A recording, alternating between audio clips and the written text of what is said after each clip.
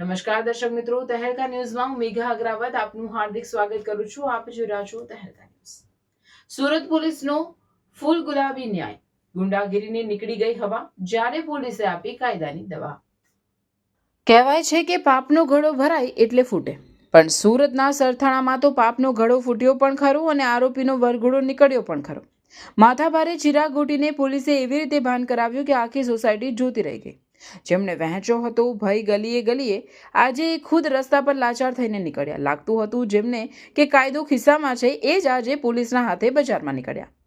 Sarthana police મથકે નોંધાયેલી ફરિયાદ બાદ ખાખી વર્દીનો અસલી રૂઆબ જોવા મળ્યો હતો. કુખ્યાત આરોપી ચિરાગ ગોટી અને તેના ભાઈને પોલીસ જ્યારે તુલસી દર્શન સોસાયટીમાં લાવી ત્યારે દ્રશ્ય જોવા જેવું હતું.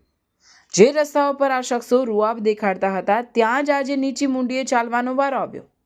અગાઉ એસઓજીએ જે રીતે કતારગામમાં સફાઈ અભિયાન ચલાવીને વરઘોડો કાઢ્યો હતો, બરાબર એવો જ સીન આજે સરથાણામાં રિપીટ થયો.